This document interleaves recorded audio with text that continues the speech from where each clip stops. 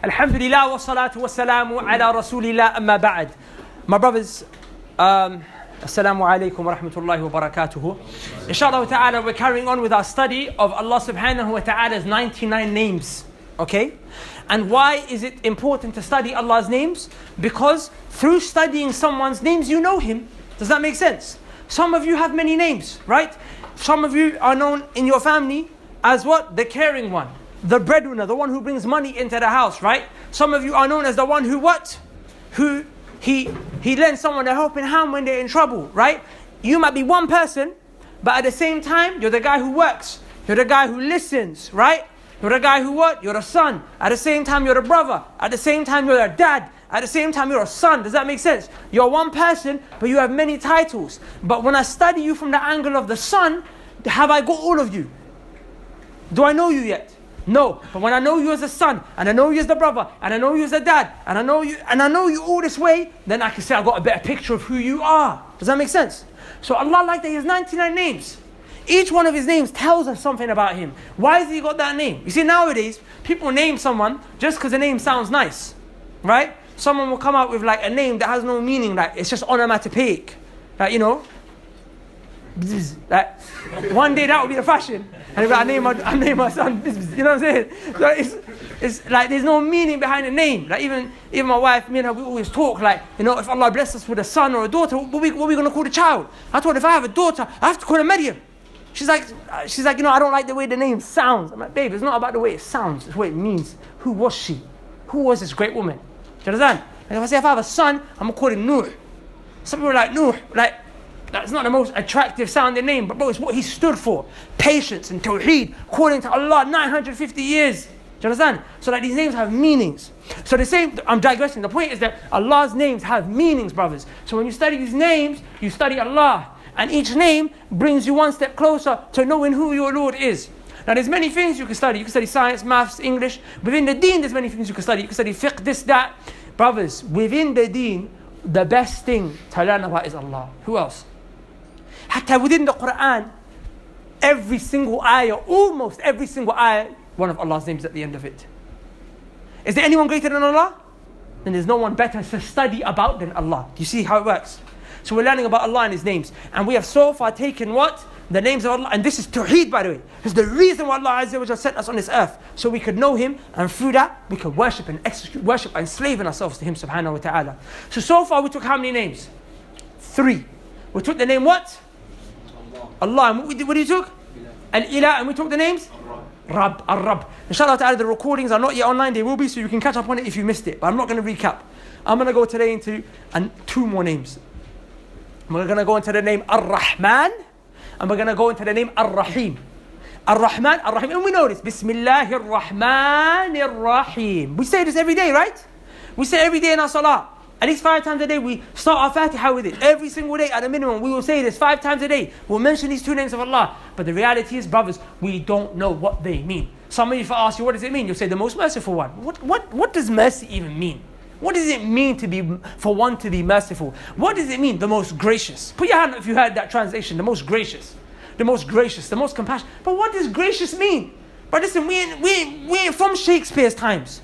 I don't speak none of this, woe unto you and die and, you know, grace. Bruv, we don't talk like that. You know what I'm saying? I need to understand what these words mean in real terms, like language that me and you use. Do you understand? So today we're going to understand what does Ar-Rahman mean, and we're going to understand what does Ar-Rahim really mean. And we're going to learn both of these 2 names. Does that make sense? So Ar-Rahman and Ar-Rahim are beautiful names, brothers. And this class, I promise you, if you pay attention and you listen with your what? Your heart, not your ears. Don't listen with your ears. I don't want your ears. Because I could talk to a non-Muslim, his ears are listening, but his heart is absent. Brothers, I want you to listen with your qalb. And Allah mentioned in Surah Qaf. This dhikr is for who? It's for who? It's for the one who listens with what?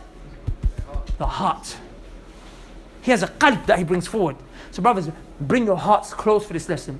Don't be distracted by your phones. Don't pull out your phones and put them on silent if you need to. Put them on flight mode if you need to. I want you to learn about these 2 beautiful names of your Lord. So the name Ar-Rahman and Ar-Rahim both come from a word in the Arabic language which is Rahmah. Rahmah, okay? The name Ar-Rahman and the name Ar-Rahim, they come from the words in the Arabic language which come from the word Rahmah. Both two names are mustaq min what? They are rooted from this word. From this word.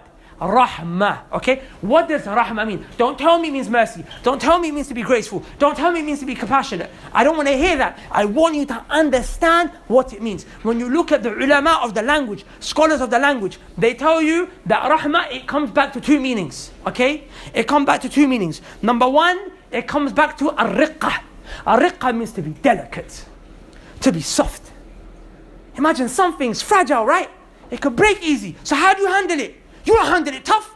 You handle it with care. It's delicate. So you be a bit soft with it.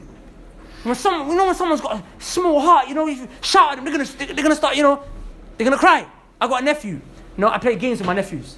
My nephew and niece, I play games with them. But kids, I clocked how to pattern them up. I clocked it, yeah? You don't be too nice and you don't always be strict. What you do is you confuse them. And one day, you're just playing games, you're joking, suddenly you just switch. They're like, what happened there? And even when you're being nice, he's there always nervous. Like, what's about to take place? Because he knows he's being nice to me, but any minute, this can become a different game.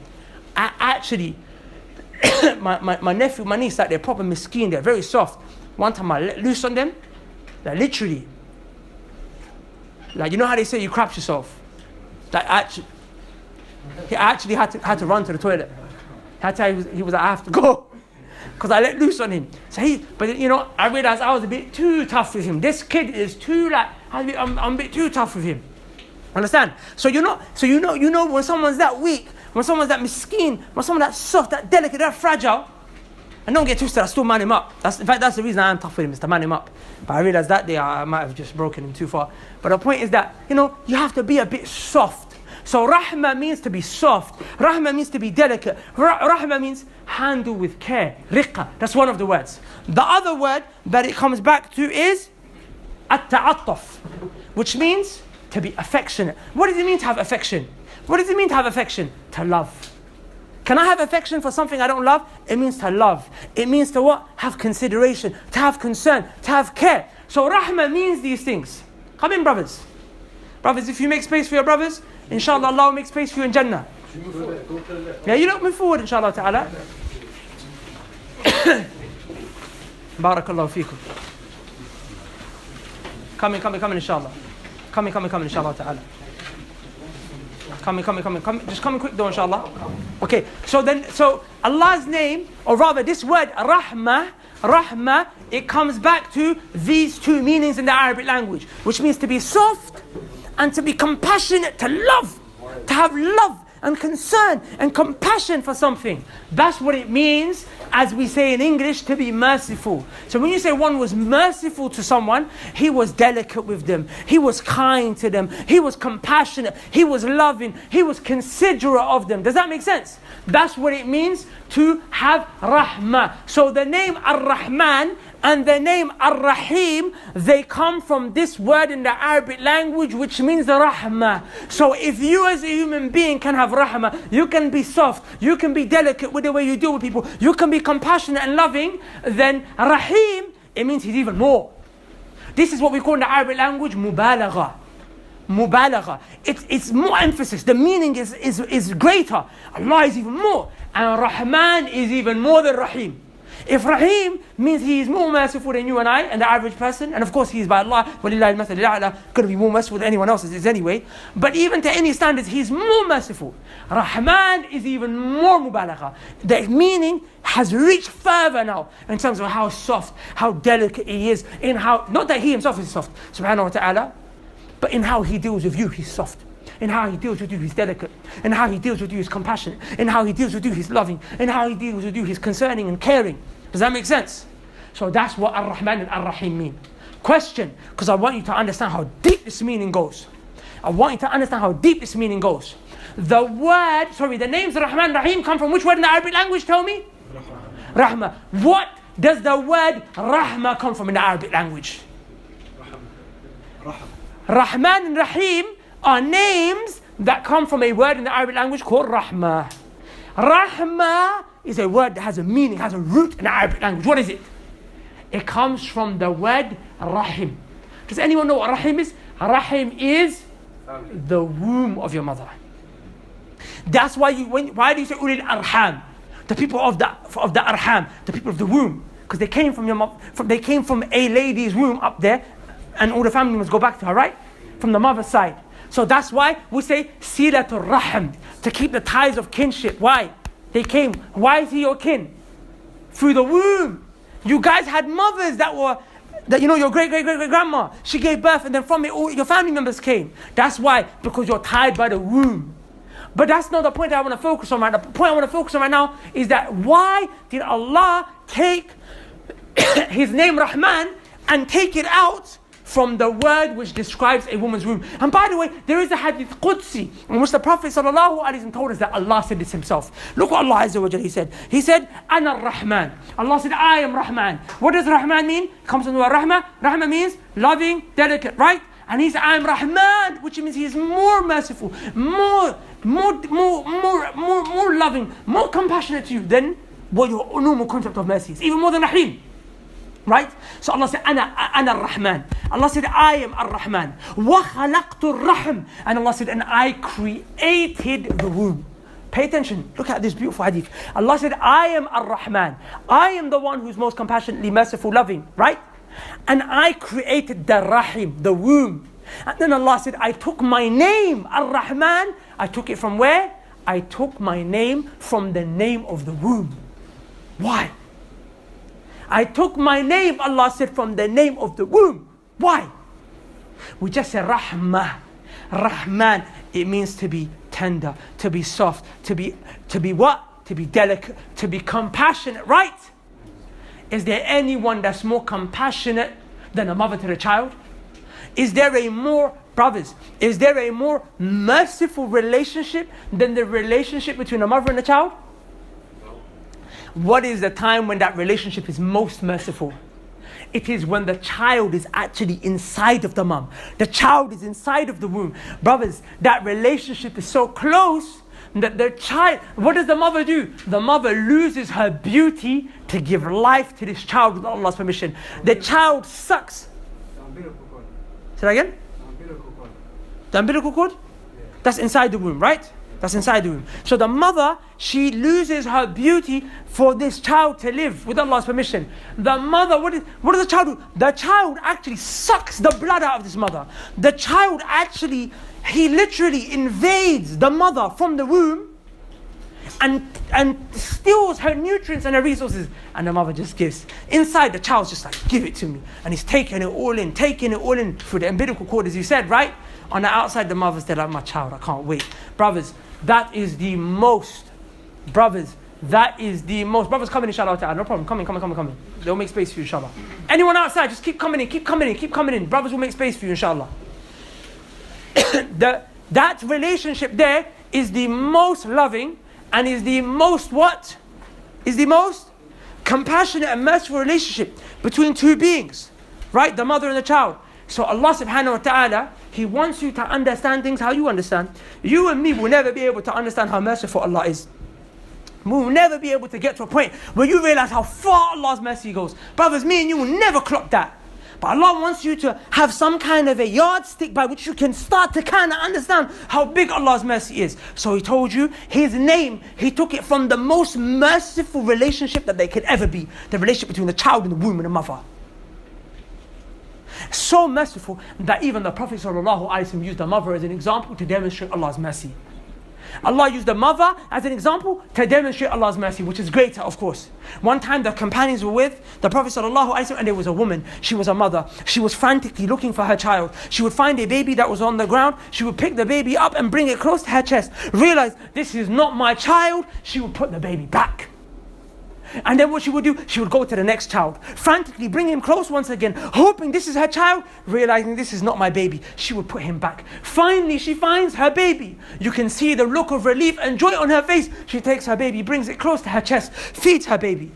And the Prophet ﷺ, he looked to his companions and he said, do you think that this woman right here, This woman that you can see, can you ever imagine that she takes her child and she throws her child into the fire? They said, never. Never can this happen.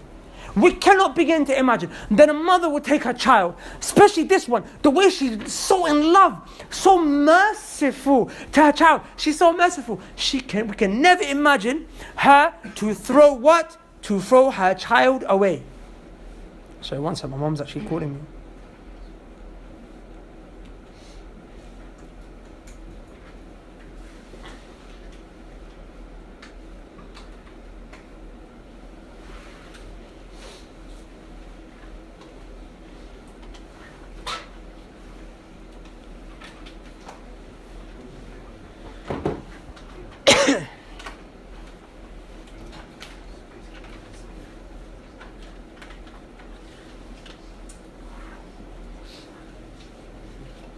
Where we at, brothers? What was I saying? Can you ever imagine this mother throwing the child into the fire? They said never. It can't happen. Can you imagine that the mother would do that? You can't even begin to imagine it. Well, then the Prophet looked at the companions and he said, Allah is more merciful to you. The way you look at this mum, you can never imagine that she will throw her baby to a pit of fire. He said, Allah is more merciful to you than this mother is to her child. Allah is more merciful to you than this mother is to her child. I want you to deep this, my brothers. Can you ever imagine your mum kicking you out? Listen, let's be real, bro. We do some mad stuff. We do some mad stuff, man. A person will go and he might even commit murder. His mum won't let go of him. But there are some people that we know, and we might know some of them, but their mums actually become so sick of them. Their mums become so sick of them. What does the mum say? Get out of the house. I don't want to see you again. How evil must that child be?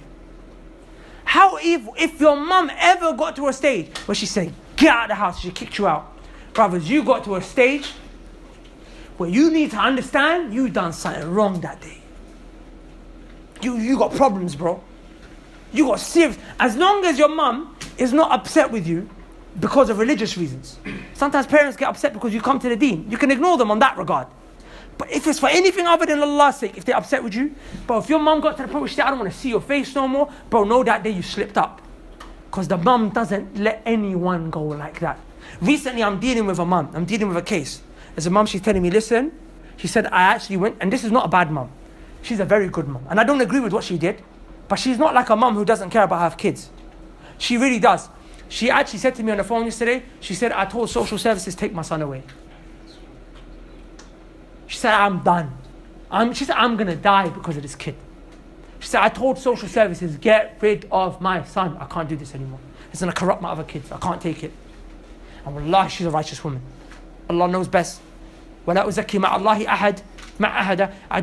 I don't testify or purify or praise anyone before Allah. Only Allah knows really, but from what she seems, righteous woman, Allah. But this boy, he done too much wrong. He done too much wrong. He done too much wrong.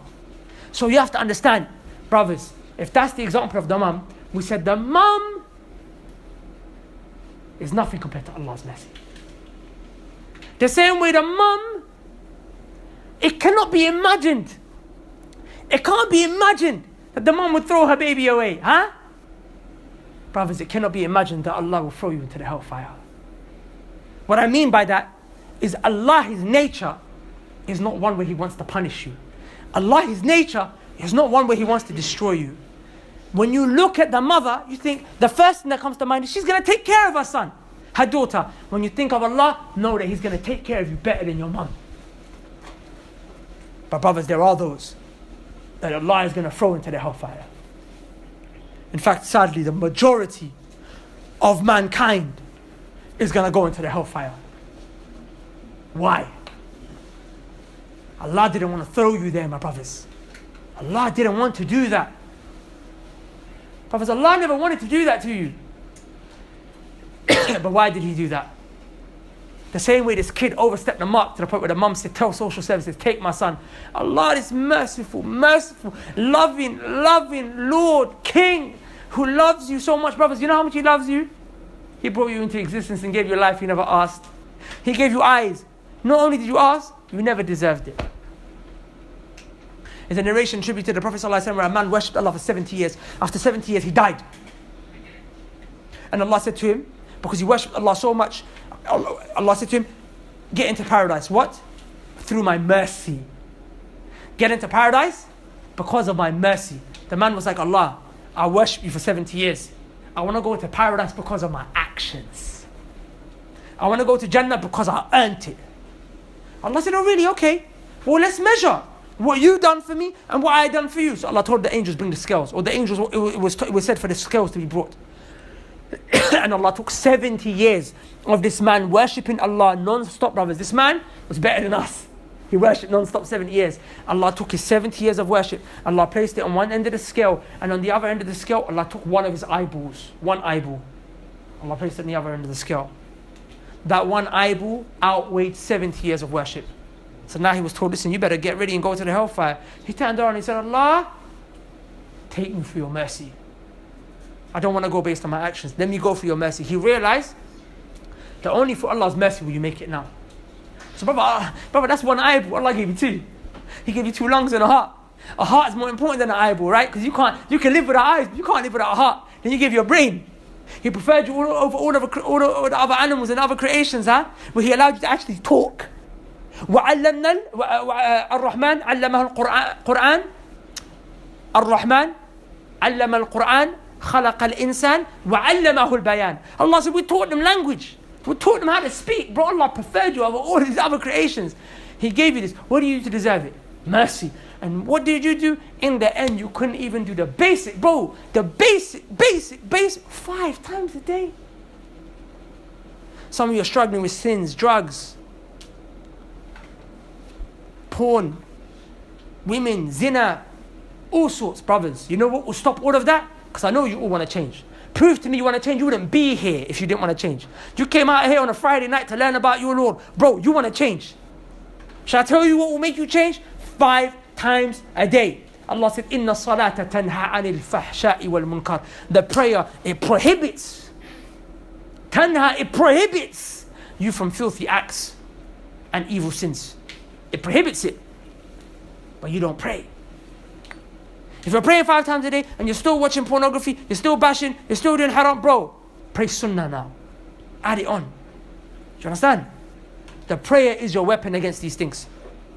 The point is, this is the minimum.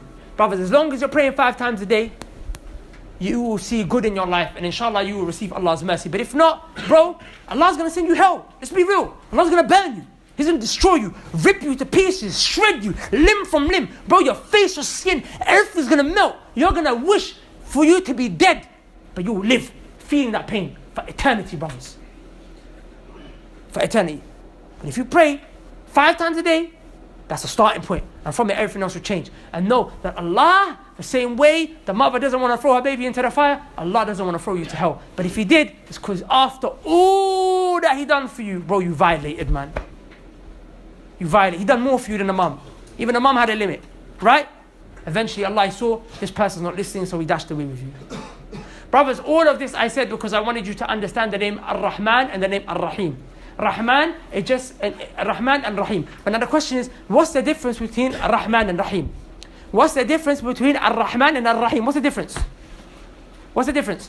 Some people think that the difference is that Rahim is only for the believers. And some people think Ar-Rahman is for the believers and the disbelievers. This is wrong. Because another ayah, Allah subhanahu wa ta'ala, what did He say?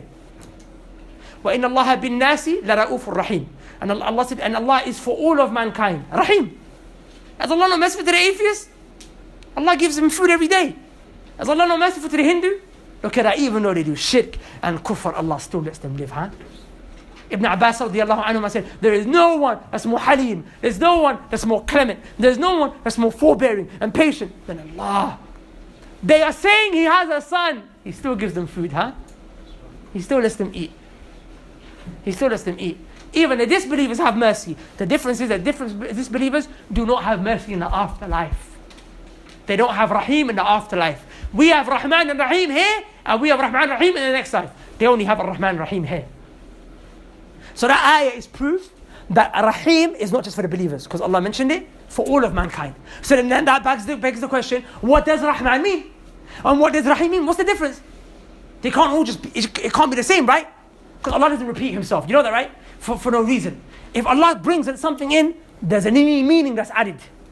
Because if someone's just repeating, that means if I take the word out, the meaning isn't lost. But if you take even a harf out of the Quran, the meaning is taken out. Because Allah, He mentions everything for a meaning. So the difference is, and I want you to pay attention, Rahman is who Allah is. Rahman, Ar-Rahman is who Allah is. And Ar-Rahim is what Allah does. So when Allah actually manifests His mercy to you, that's from the name Ar-Rahim. When you talk about Allah and who He is and His mercy, that's Ar-Rahman. So Allah's essence is merciful. Allah's essence, His being, Allah's being, His essence, His that is merciful. And then through that essence, what does He do? He acts out mercy by sending it to you. His essence is Ar-Rahman. His actions is Ar-Rahim. That's the difference between the two names. Are you with me? Brothers, you understand what's happening here? You man become Salafi right now. Ain't no Ash'aris in the room. Ain't no Mu'tazilis in the room. You understand? Right here, what are we? Salafi, my brother. Salafi. Follow what? Manhajul Salaf. Say it. Manhajul Salaf. Say that again? Salafi means one who follows the Sahaba. He follows the deen. The understand, you know why I said this? Is because there are groups and sects that came that said, for example, the Mu'tazila, Zamakhshari, he said, Ar-Rahman doesn't have a meaning. He said, rather, it doesn't mean merciful. He said, why are you saying Allah is merciful? Why are you saying Allah is merciful? You're merciful. So now you compared Allah to the human being. We say, A'udhu Billah, you joker. The name is the same, but not the meaning. The way we just said, the way I am merciful to you and mother is merciful to the child is not how Allah is merciful to the creation. Allah is a hand, right? They say, oh, if you say Allah is a hand, you compare Allah to the human being because the human being has a hand. I say, you joke, man. Does the clock not have a hand? Is my hand, the clock's hand the same? Are they the same hand? They're different, right? They're what? They're different. The name is the same, but the kayfiyah, the how, the essence is different. So it's the same for Allah. So these people, for example, Zamakhshari say Ar-Rahman, it doesn't mean that Allah is merciful. And look at that. These Sufis, these Ash'aris, Maturidis, Deobandis, Mu'tazilis, they don't believe Allah is merciful. In fact, some of them do affirm this characteristic, some of them do. But other names of Allah, they don't. They say these names. Some say they don't even have meaning. They say when you say Allah is Al-Basir, the all-seeing, it doesn't even have meaning. It doesn't even have meaning. So, A'udhu Billah, half the Quran, or a big portion of the Quran, which is just Allah's names, it has no meaning in it. A'udhu Billah min shaitan rajim. And you know why they came to this problem, brothers? You know why they came to this problem? It's because they started to use their logic too much. They started to move away from the text. The one who followed the Sahaba, and this is why I said you have to follow the Sahaba.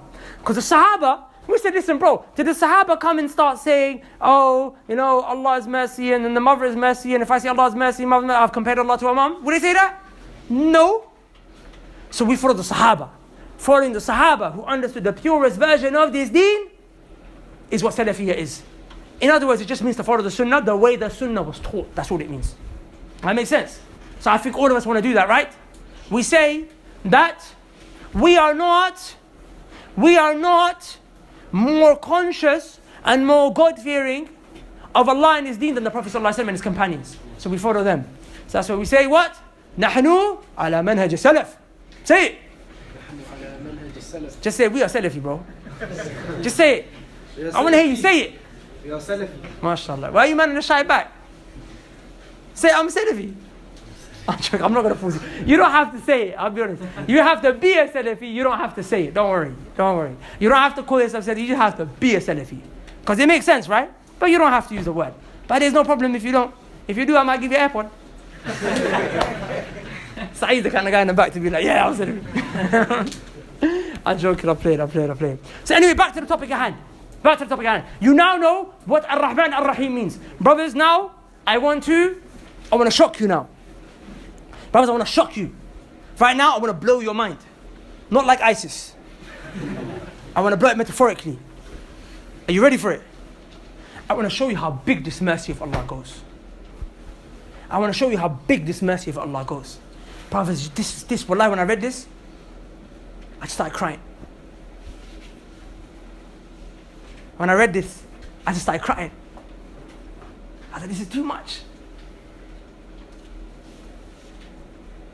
before we talk about the mercy, I need to take you back to the beginning of time. At the beginning of time, what did Allah do? He created what? The earth.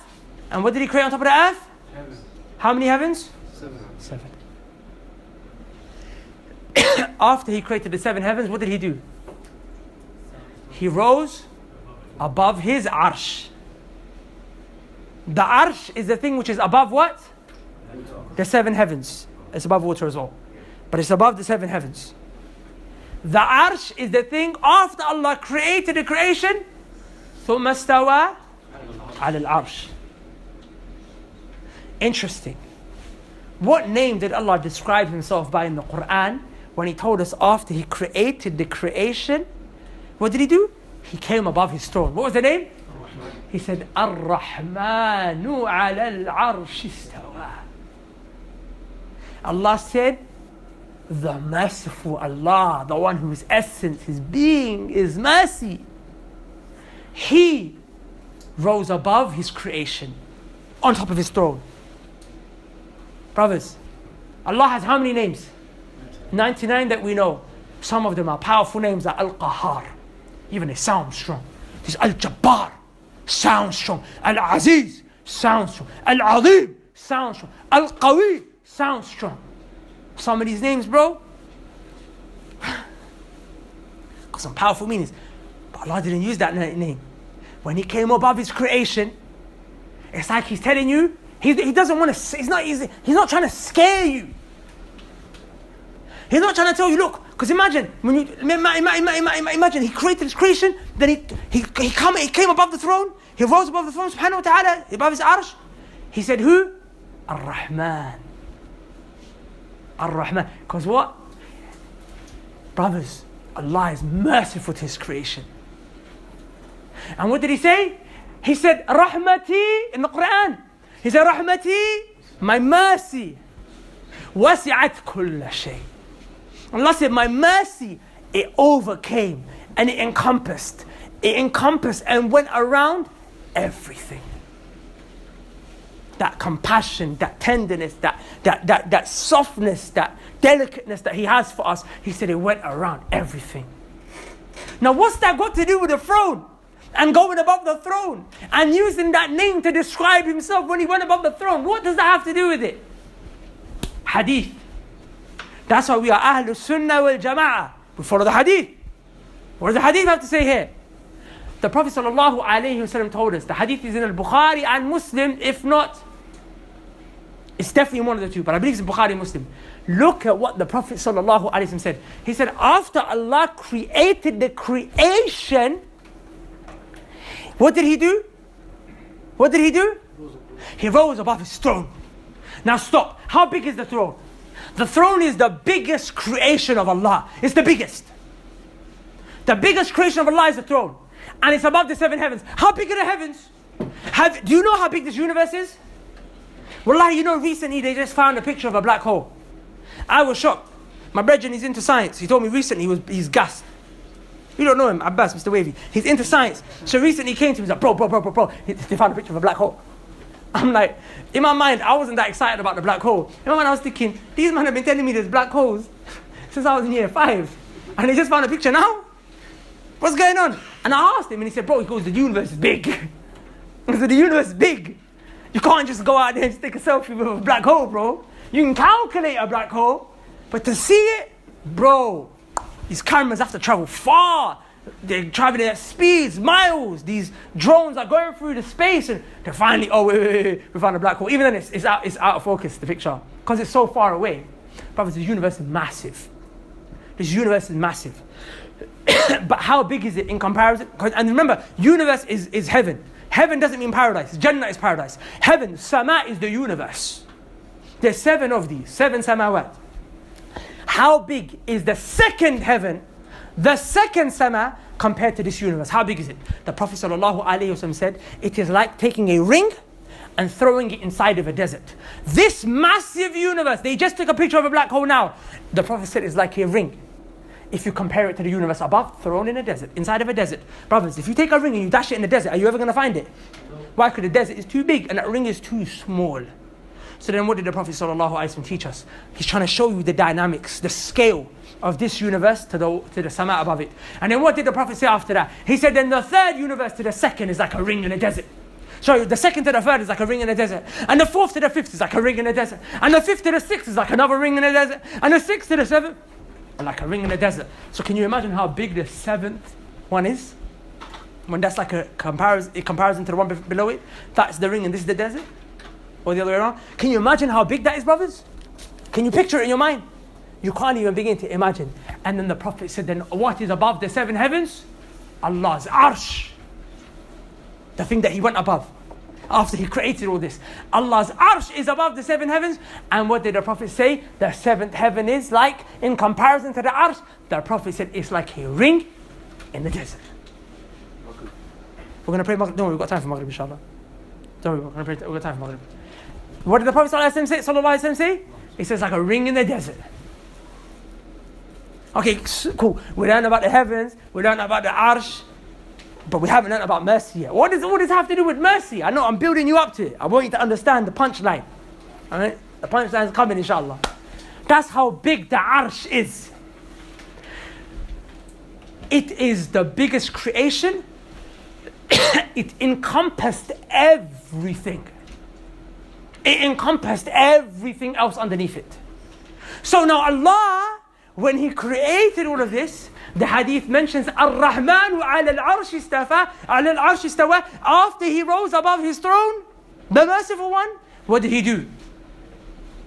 Allah commanded for it to be written inside of a book. Something. What is that something? We'll come to it. But Allah commanded for it to be written inside of a book. Something. What is it? It's something that's about Allah.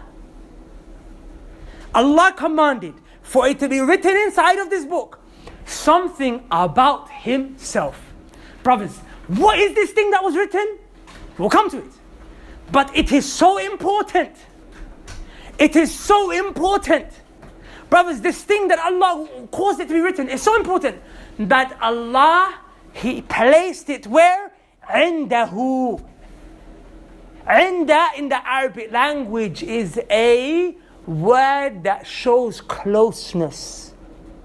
Brothers, is Allah going to place me or you on the throne next to Him? Why? Because we're not important. Is Allah going to take any letter that any guy writes or any word and just place it next to him on the throne? Is He going to do that? Why? It doesn't have meaning or value.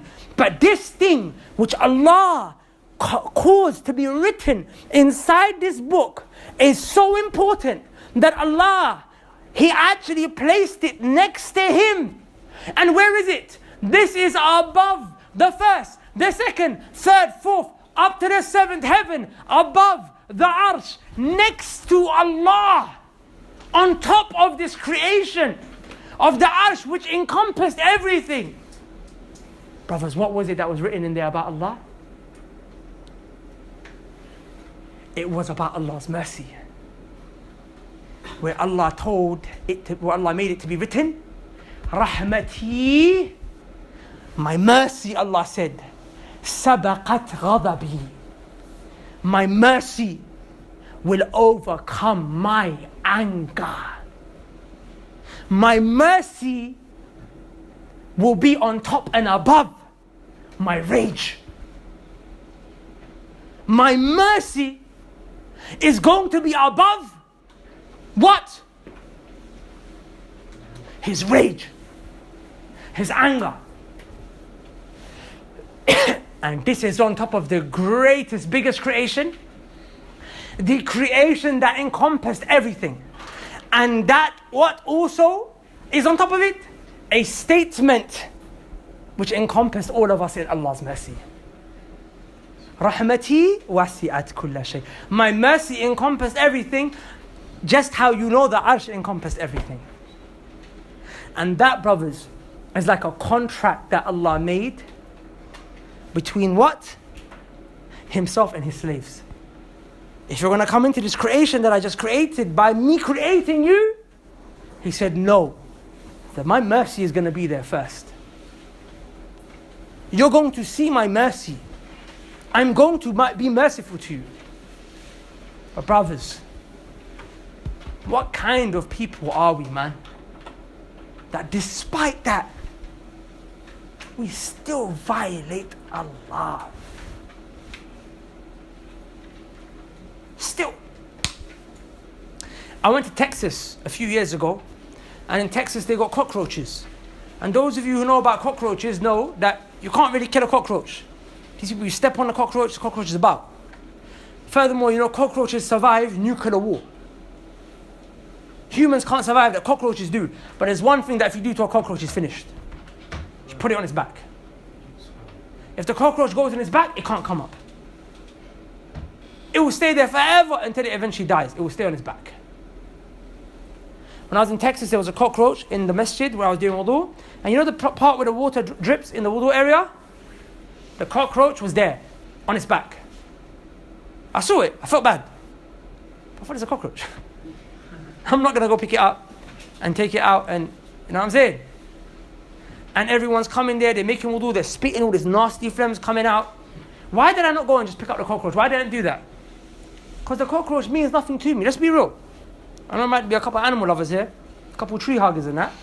But really and truly, bro, I'm not going out of my way for a cockroach. I don't know about you. Huh? And this was Dhuhr time. I came back to the masjid at Maghrib time. There's about a 7-hour difference there because, you know, it's like the days are very long in the summer like it is here. And I came and I did my wudu, and guess what? The brother's still just jamming over there. He's still chilling. I mean, not chilling, but he's on his back. Can you imagine the torture he's going through? The water just running through him, blah, blah, blah. Spit, phlegm, filth, all this food. You know what I'm saying? That people have been eating and they're just dashing it out there. No one cares, bro, you're a cockroach. Brothers, did you know that we are less to Allah than a cockroach? What's better, a cockroach or a fly? You tell me. A cockroach is better. Because what does a fly do? A fly goes and sits on crap. A fly likes crap. A fly likes to go to the garbage, the rubbish. You see a cockroach back home, he's going to be inside of a mansion. The fly wants to go to the toilet, bro. That's where he is. Do you understand? So even the cockroach got some standards.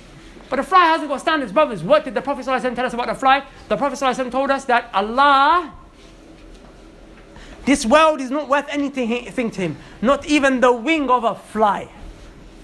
Forget the whole fly. Forget 2 wings of the fly.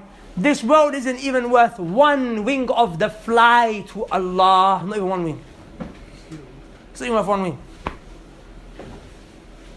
It's not even worth 1 wing, my brothers. Now pay attention. The cockroach is what? The cockroach is better than a fly. It's better than a fly. Regardless of these analogies that I'm giving you, I'm just trying to make you understand. وَلِلَّهِ الْمَثَلِ الْأَعْلَى. Regardless of whether a cockroach is better than a fly or not. Brother, just give me 2 minutes, we're just finishing. 2 minutes. Regardless of whether the cockroach is better than the fly or not, regardless of whether the cockroach is better than the fly or not, we are far less to Allah than the cockroach is to us. And Allah is far greater than we are to the cockroach. But brothers, still what did Allah do? He sent down His Quran to you. He spoke to you. Not only that, He allowed you to speak to Him by making dua to Him, and He listens. And not only that, He said, when you make dua to me, He said, Ujib, I respond to you. I respond back at that. I answer your call. But that's how great He is. He does that, why? From His mercy. That's how merciful Allah is to you and I. And me and you are still turning our backs on Allah every day. Some of us are going to leave here, we're going to carry about our business and go back to the exact same sins that we were doing. Bro, if you behave like that, then what is it? Bro, there's no, like you're asking really and truly for what? You're asking for trouble, man. You totally violated Allah subhanahu wa ta'ala's rights. As a side note, how did the story end? We saved the cockroach.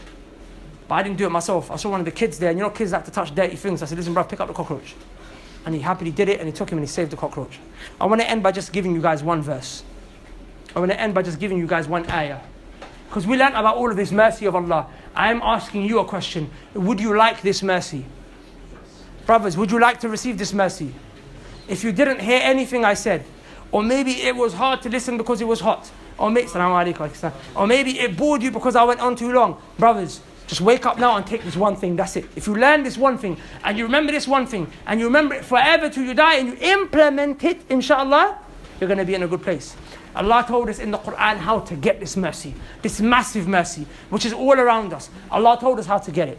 Get it in this life? We already have it in this life. The fact that we're living, breathing, eating, we have it. The kafir has it in this life. How do we get it in the next life? On a day when the hellfire is there, and Allah is angry in a way like He's never been angry before. That's the day I want that mercy. How? How? Allah said, وَأَطِيعُ اللَّهِ. Allah said, obey Allah, وَأَطِيعُ الرَّسُولِ, and obey the messenger. Do these two things. Obey Allah and obey the messenger. Follow the Quran and the Sunnah. And both have to be done in accordance and the understanding of the Salaf. Do these two things. Obey Allah and obey the messenger. Why? لَعَلَّكُمْ تُرْحَمُونَ. So that you can receive Allah's mercy. But you don't just get it like that. Obey.